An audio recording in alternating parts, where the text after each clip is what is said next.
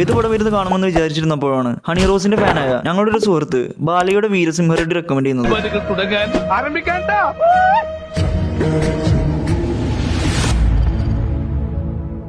Cinema തുടങ്ങുന്നത് തന്നെ main വില്ലനെ എല്ലാവരും കൂടി ഊക്കിവിടുന്നത് കാണിച്ചുകൊണ്ടാണ്. ബാക്കി അത് ഇസ്താംബുളിലാണ് നടക്കുന്നത്. അവിടെയുള്ള ഒരു കടയിൽ കയറി അവിടുത്തെ വില്ലൻ ഫുഡ് കഴിക്കും എന്ന് പറഞ്ഞ് തീരുമ്പോഴേക്കും നമ്മുടെ ഹണി റോസ് പെട്ടെന്ന് ഇറങ്ങി വരും. പിന്നെ എടുത്തു വരണമല്ലോ, ഈ സിനിമയിൽ എല്ലാവരും ഫാസ്റ്റ് ആൻഡ് ഫ്യൂരിയസ് ആണ്. എല്ലാം പെട്ടെന്ന് സംഭവിക്കും. ഇപ്പൊ ഈ അളിയന് ഈ റെസ്റ്റോറന്റ് വേണം. നമ്മുടെ ഹണി റോസിനാണെങ്കിൽ ഇത് വിൽക്കാനും താല്പര്യമില്ല. അത് കേട്ട് വില്ലൻ കലിപ്പായപ്പോൾ തന്നെ കട പൊളിക്കാൻ വേണ്ടി സ്പോട്ടിൽ തന്നെ ആളെത്തി. പിന്നെ നമ്മുടെ ബാലയ്യയുടെ എൻട്രിയാണ്. പ്രശ്നം എന്താണെന്ന് വെച്ചാൽ ഹണിറോസിന്റെ മകനാണ് ബാലയ്യ. ഹണിറോസ് 32, ബാലയ്യ 63. കട പൊളിച്ച ആൾക്കാർ ബാലയ്യെ തല്ലാൻ വരുമ്പോൾ അവന്മാര് ബാലയ്യോട് ഒതുക്കും. അപ്പൊ ബാക്ക്ഗ്രൗണ്ടില് ഞാൻ വല്ല തിയേറ്റർ പിന്തുലാണോ അവിടെ ആപ്പിന്റെ ഫൈറ്റിന് ശേഷം നമ്മുടെ ശ്രുതിഹാസന്റെ എൻട്രിയാണ്. ഒരു പറിപ്പാട്ടും പാടിയാണ് ഇൻട്രോ. അതിന്റെ പിറ്റേന്ന് ബാലയ്യ ബാറിൽ നിന്ന് 2 വെടി വയ്ക്കുമ്പോൾ അവളുടെ ചെവി അടിച്ചു. അതിനെ റിവെഞ്ച് എടുക്കാൻ ബാലയുടെ കാർ വാഷിൽ കയറി ഏതൊരു കാറ് പുള്ളിക്കാരത്തി തല്ലി പൊളിക്കും. അതിന്റെ കാശ് കൊടുക്കാനില്ലാത്തതുകൊണ്ട് അവിടെ ജോലി ചെയ്യാൻ ശ്രുതിഹാസൻ നിർബന്ധിതയാകും. അപ്പോഴാണ് ആ കാറിൽ നിന്ന് ഡ്രഗ്സ് കിട്ടുന്നത്. അല്ല ഈ സിമ്പിളോടെ കണ്ടല്ലോ. ആ സെക്കൻഡിൽ തന്നെ വില്ലന്മാരും വരും. എല്ലാവരും ഫാസ്റ്റ് ആണ്. ഈ പടത്തിൽ ആകെയുള്ള ഒരു പോസിറ്റീവ് അതാണ്. പിന്നെ ഡ്രഗ്സ് അറിയാണ്ട് മൂക്കിൽ പോയി പുള്ളിക്കാരി ഡാൻസ് കളിക്കും. അത് വീഡിയോ എടുത്ത് നമ്മുടെ ബാലയെ കാണാൻ വൈറലാക്കി കൊടുക്കും. പിന്നെ അത് കാരണം അവരെ തമ്മിൽ ലവ് ആവും. ഹണി റോസ് 32, ബാലയ 63, ശ്രുതിഹാസൻ. അപ്പോഴാണ് നമ്മുടെ ബാലയ്ക്ക് ഒരു അച്ഛനുള്ള കാര്യം പുള്ളിക്കാരൻ അറിയുന്നത്. ബാലയുടെ അച്ഛനെ പറ്റി ഹണി റോസും പൊക്കിയടിക്കും. ബാലയുടെ അച്ഛൻ ബാലയ തന്നെയാണ്. അങ്ങ് ദൂരെ ഇന്ത്യയിലാണ് ബാക്കി നടക്കുന്നത്. അച്ഛൻ ബാലയെ നടന്നു വരുന്നു. അല്ല ഈ പുറകിലേക്ക് അതുരീനെ അവിടെ കണ്ടിട്ടുണ്ടല്ലോ.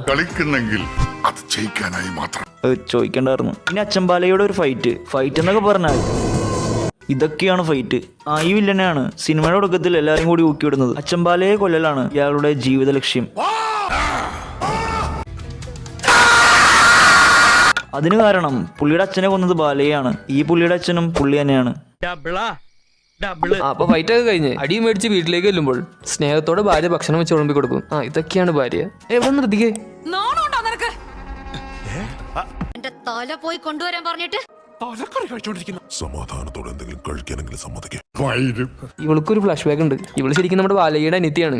അവൾക്ക് ഒരുത്തന്നെ ഇഷ്ടമായിരുന്നു. പക്ഷെ സാഹചര്യത്തിന് സമ്മർദ്ദം മൂലം ബാലയ്ക്ക് അവനെ തല്ലേണ്ടി വരുന്നു. അങ്ങനെ അവൻ നാണം കെട്ട് തൂങ്ങിയിരിക്കുന്നു. ചേട്ടനോടുള്ള കലിപ്പ് കാരണം അവള് നേരെ പോയി വില്ലനെ കല്യാണം കഴിക്കും. എന്നിട്ട് ഇങ്ങനെ പറയും, ആദ്യ രാത്രി ആഘോഷിക്കാൻ വന്നതാ, കൊന്നിട്ട് വാ. അമ്പട കള്ള. അപ്പൊ ഇതാണ് ബാലയെ കൊല്ലാൻ ഇത്ര ധൃതി. പ്രസന്റിലേക്ക് വന്നാൽ വില്ലൻ വീണ്ടും അച്ഛൻ ബാലയെ കൊല്ലാൻ വരികയാണ്. ബാലയെ അവര് വന്ന കാറിന് ഒറ്റ ഷോട്ട് കൊടുക്കും. ശരിയാ, ഞങ്ങളടുത്ത് ദീപാവലിക്ക് വരാം. പിന്നെ അച്ഛൻ ബാലയ്യ മകൻ ബാലയെ കാണുന്ന സീനാണ്. അച്ഛൻ ബാലയെ 63, മകൻ ബാലയെ 63. പിന്നെ കുറെ സന്തോഷ നിമിഷങ്ങൾ. ഇനി കളി സ്റ്റേറ്റിന് കൊടുത്തെന്ന് പറഞ്ഞ് വില്ലൻ ഇസ്താൻബുളിലേക്ക് വരും. അനിയത്തി വന്ന് സെന്റിമെന്റലി പുള്ളിനെ നൈസായിട്ട് കൊല്ലും. അത് കണ്ട് ജയ് ബാലയ്യ എന്നും പറഞ്ഞ് ഹണിറോസ് മുങ്ങും. പിന്നെ ഞങ്ങൾ പറയാതെ പോയ ചെറിയൊരു ഫ്ലാഷ് ബാക്ക്. ഈ ഹണിറോസ് നമ്മുടെ ബാലയ്യയുടെ മുറപ്പെണ്ണാർന്ന്. ഒരിക്കൽ അവർ ഐറ്റം ഡാൻസ് ആകാൻ പോകും. അതിന്റെ ഇടയ്ക്ക് ഹണിറോസും കയറി ഡാൻസ് കളിക്കും. Balayya double happy. ഇതിപ്പോ പറഞ്ഞാൽ എനിക്കറിയാൻ പാടില്ല. അപ്പൊ വീണ്ടും പ്രസന്റിലേക്ക് വന്നാൽ മകൻ ബാലയെ നാട്ടിലേക്ക് വരികയാണ്. അപ്പൊ അവിടെയുള്ള എല്ലാവരും ഒരേ സ്വരത്തിൽ പറയും, അങ്ങനെ മകൻ ബാലയ്യ അച്ഛന്റെ സ്ഥാനം ഏൽക്കും. അപ്പോഴാണ് ട്വിസ്റ്റ്. നമ്മുടെ അനിയത്തി സ്നേഹിച്ചവൻ ആത്മഹത്യ ചെയ്തതല്ല, അവനെ മെയിൻ വില്ലൻ കൊന്നതാണ്. അതറിഞ്ഞ് മനസ്സുരുകി അനിയത്തി വീട്ടിലേക്ക് വന്ന് അച്ഛൻ ബാലയെ കൊന്നതിന് സോറി പറയും. എന്നിട്ട് പുള്ളിക്കാരി സ്വയം മരിക്കും. എന്തൊക്കെ തരം മനുഷ്യരായി ഭൂമിയില്.